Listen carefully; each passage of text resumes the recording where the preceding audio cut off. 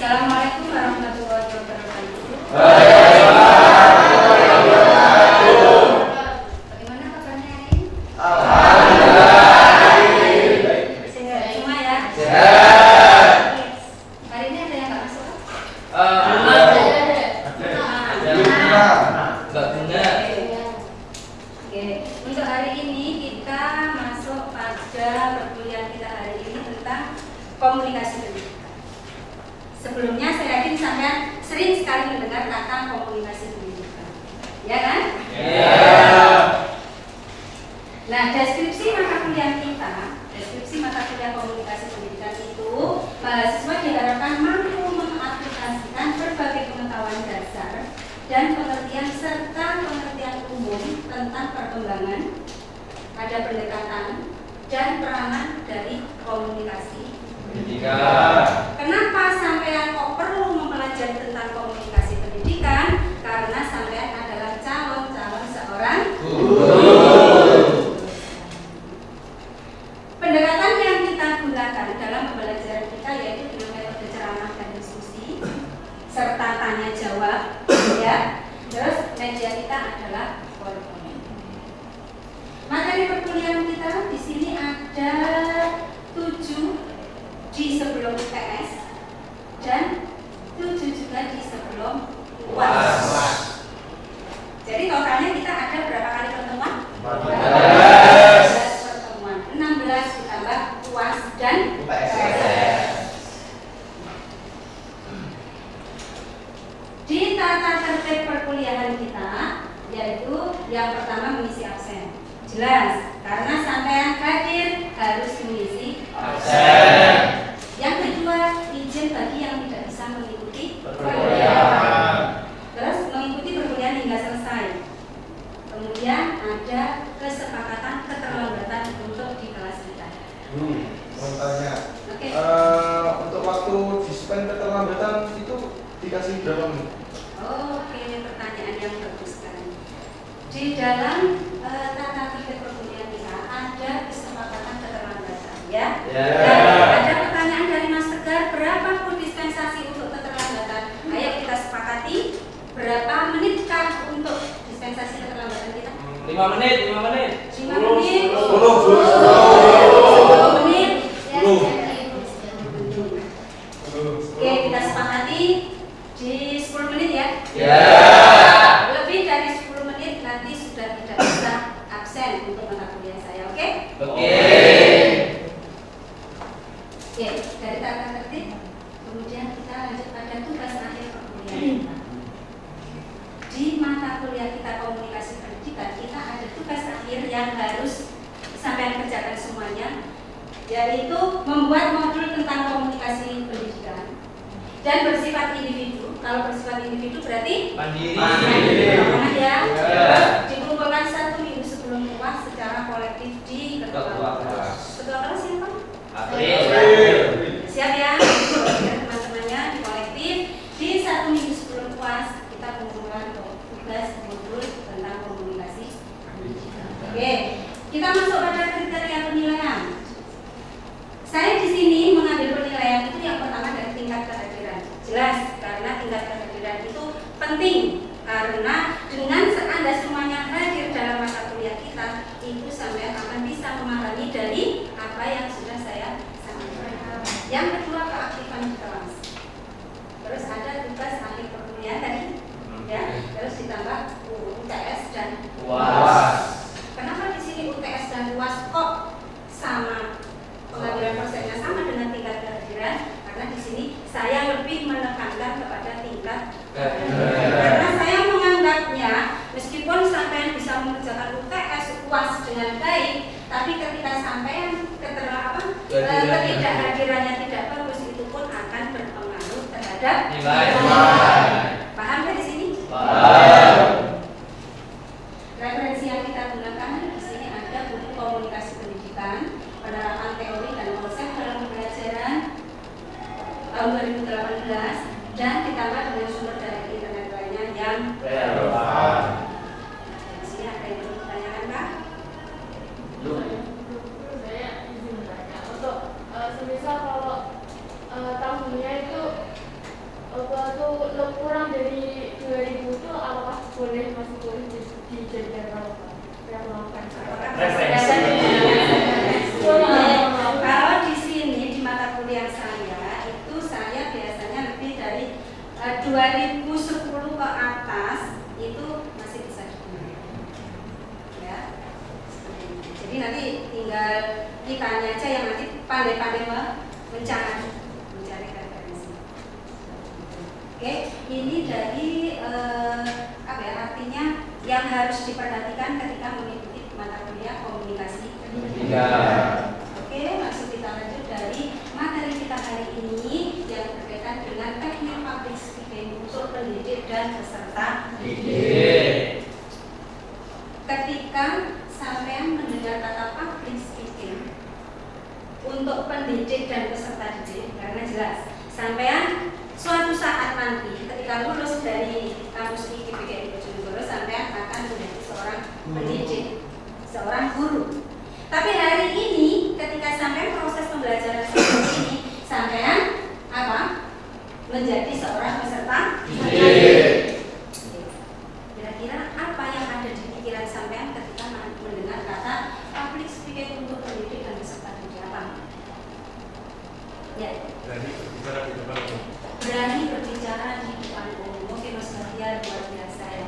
Jadi kalau kita ngomongkan seperti itu kaitannya berani berbicara di depan umum. Nah di sini teknik public speaking untuk pendidik itu yang pertama persiapan materi yang matang.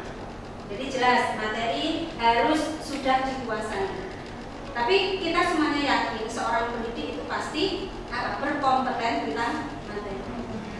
Nah, persiapan materi yang matang di sini yang pertama mulai dari kuasai materi sebelum disampaikan. Siapkan kerangka atau poin-poin penting. Yang ketiga, gunakan alat bantu visual. Contohnya slide, gambar, dan video. Jadi penting sekali di sini persiapan materi yang matang. Yang kedua, vokal yang jelas dan intonasi yang dinamis. Vokal yang jelas itu apakah harus dengan berteriak? Tidak. Lebih-lebih kita tahu kondisi kelas itu kita kan sudah bisa mengukur. Oh, suara kita nanti akan artinya bisa terdengar sampai belakang.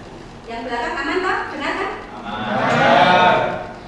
Di sini poinnya ada gunakan suara yang lantang, jelas dan bervariasi. Lantang kita tahu kita nggak harus teriak. Jelas berarti apa yang kita ungkapkan itu harus jelas. Artikulasinya. Terus di sini bervariasi. Bervariasi itu artinya kita tidak monoton. Terus yang kedua, hindari monoton karena bisa membuat peserta didik bosan. Sekarang pernah nggak mengalami pembelajaran bosan atau ya. Kira-kira hari ini bosan ngantuk kah? Yang ketiga, sesuaikan volume dengan ukuran ruangan dan jumlah peserta. Jadi kita harus mengetahui kelas kita berarti menggunakan suara dengan volume sekian. Itu kita sudah bisa mengukur, ya. Oke. Yang ketiga, bahasa tubuh. Ya. Jadi mulai dari satu, tatap audien, tatap peserta didik. Perhatikan peserta didiknya. Maka kita akan pembelajaran kita berjalan dengan enak. Kita nggak grogi, kita nggak tegang. Nah, karena kita berani menatap audien. Jangan terus-terusan melihat slide atau catatan. Gunakan gerakan tangan yang mendukung pesan. Jelas, gerakan tangan kita ini penting. Karena ini berfungsi untuk meyakinkan bahwa informasi yang disampaikan oleh seorang pengajar itu, seorang pendidik itu bisa tersampaikan dengan baik. Dan nanti tujuannya bisa diterima dengan baik. Terus berdirilah dengan postur yang percaya diri dan tidak kaku. Kira-kira dari sini punya bayangan nggak? Oh, nanti ketika saya jadi seorang guru, saya akan seperti ini. Punya bayangan nggak dari kita ini? Sudah. Karena guru itu berdiri di depan, bahkan berjalan mulai dari pintu sampai duduk ke kursi, itu benar-benar diperhatikan. Saya sendiri pasti ketika menjadi peserta didik, saya memperhatikan seorang guru ataupun seorang dosen.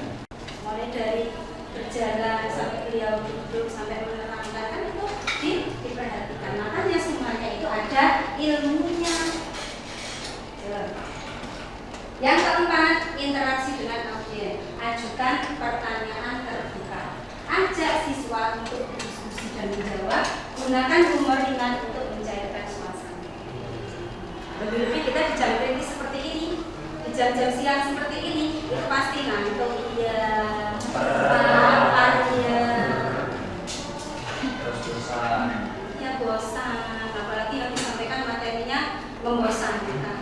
Nah, makanya kita harus bisa menciptakan menjadi seorang pendidik yang menyenangkan. Menyenangkan itu dimulai dari apa? Dari komunikasi kita yang Baik. Yang kelima, manajemen waktu.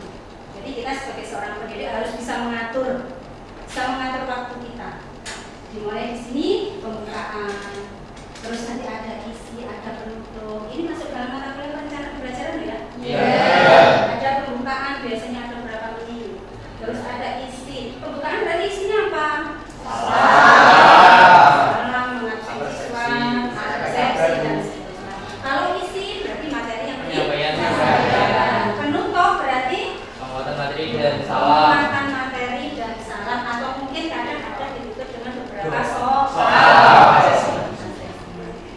Terus hindari menjelaskan terlalu panjang atau terlalu Serat. biasanya kadang terlalu panjang, arahnya kemana-mana malah apa itu? Apa istilahnya nggak kena gitu loh ya? Nggak kena apa materinya? Kemana-mana terlalu jauh atau terlalu cepat. Makanya ketika saya melakukan sebuah diskusi mungkin itu atur intonasinya, karena kayak saya seperti ini proses pembelajarannya masih dalam diskusi, presentasi seperti itu, atau mungkin tanya jawab ketika proses pembelajaran. Oke, sekarang kita masuk pada teknik public speaking untuk peserta didik. Kalau untuk peserta didik berarti ini yang harus sampai lakukan karena sampai hari ini masih menjadi peserta didik. Yang pertama, latihan dan rasa percaya diri. Itu caranya banyak sebenarnya. Di sini ada dua yang saya sampaikan. Latih presentasi di depan cermin atau di depan teman. Pernah nggak sampean ngaca terus sambil ngomong di depan kaca? Pernah nggak? Pernah. Nah, dari situ kan saya tahu. Oh, berarti saya kalau ngomong modelnya kayak gini. Iya. Ya. Kemudian di depan teman. Ayo, coba koreksi saya. Saya kalau ngomong gimana? Bisa di? Enggak. Saya kalau ngomong kelihatan cantik enggak? Terus bisa jadi. Terus, atau siapkan catatan kecil berisi poin penting, bukan naskah lengkap. Oke lah, sekali-kali buka catatan. Oh, berarti poinnya setelah ini, poinnya lagi setelah ini. Nah kan seperti itu. Itu penting sekali. Latihan dan rasa percaya diri. Karena percaya diri ini adalah poin utama. Baik kita menjadi pendidik ataupun menjadi peserta. Hindari di sini artikulasi dan intonasi. Ucapan kata dengan jelas, tidak terburu-buru, gunakan intonasi yang menunjukkan emosi dan penekanan.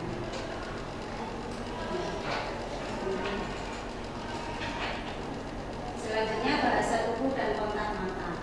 Meskipun di dalam peserta itu juga ada kontak mata.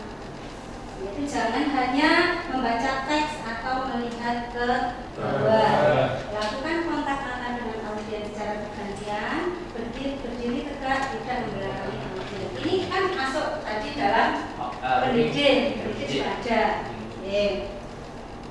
Penguasaan materi jelas, karena kita kalau melakukan sebuah presentasi itu kita harus menguasai dari apa yang sudah yang akan kita sampaikan. Pahami inti materi yang disampaikan, bukan sekedar menghafal. Beda sekali antara memahami dengan menghafal. Karena nanti kalau paham, dengan adanya pertanyaan apapun pasti kita bisa menjawab. Tapi kalau menghafal, ketika ada pertanyaan yang mungkin sedikit agak jauh dari materi kita, malah kita bingung. Pernah nggak mengalami ini? Pernah. Sering. Jadi mulai diperbaiki lagi, ya. Jadi kuncinya harus paham dari materi tadi. Yang selanjutnya bersiap untuk menjawab pertanyaan dari audiens. Karena yang namanya menjadi pemateri atau yang presentasi itu memang harus siap untuk menjawab pertanyaan apapun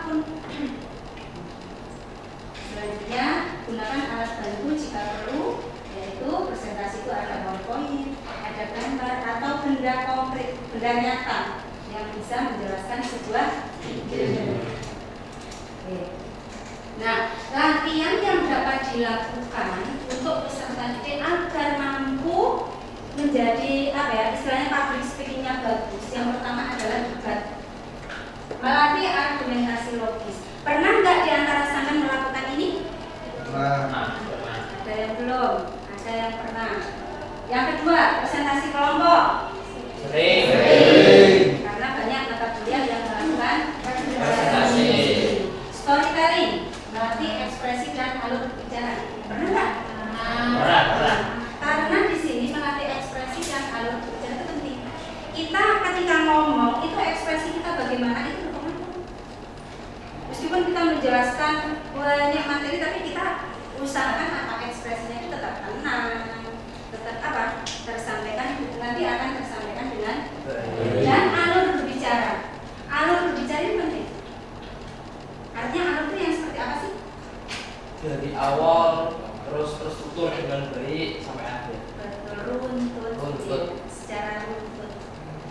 Makanya nanti ketika alur berbicaranya itu bagus, terus runtut, itu pasti sebuah materi itu akan bisa tersampaikan dengan baik dan bisa diterima dengan baik juga, dengan jelas juga. Yang terakhir di sini ada simulasi mengajar untuk calon guru, yaitu melatih teknik komunikasi edukatif. Nanti di semester berikutnya sampai akan ketemu dengan mata kuliah mikro teaching. Nah, di sini ini simulasi mengajar. Dan nanti di mikro teaching akan mengajar teman-teman di sini. Makanya kalau nanti yang nggak tiba-tiba kita mengajar itu terus bisa enak, bisa diterima enggak, itu semuanya butuh proses. Oke. Jadi semua materi yang saya sampaikan dari awal tadi, public speaking tentang pendidik dan peserta didik, kira-kira ada yang perlu ditanyakan kan? Ada. Banyak.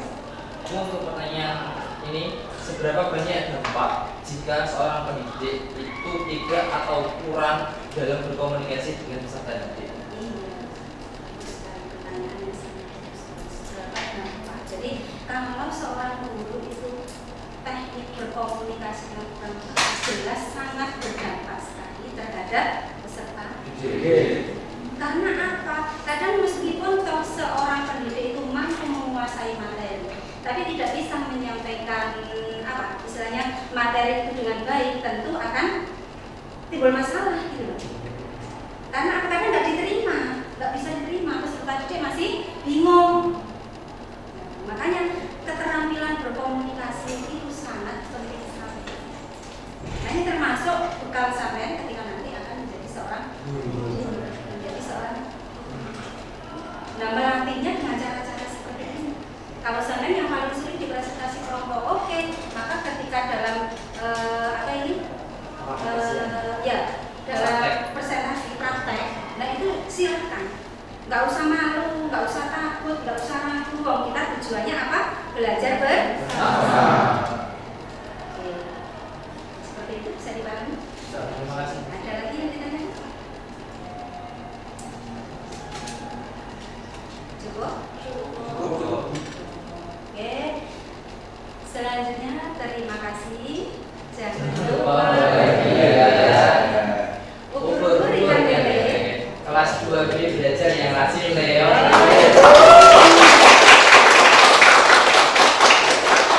Oke, terima kasih untuk pertemuan kita hari ini. Mudah-mudahan dari apa yang kita pelajari nanti tentunya bermanfaat untuk sampean di. Amin. Oke, di sekarang untuk sambil mengukur mata kuliah kita.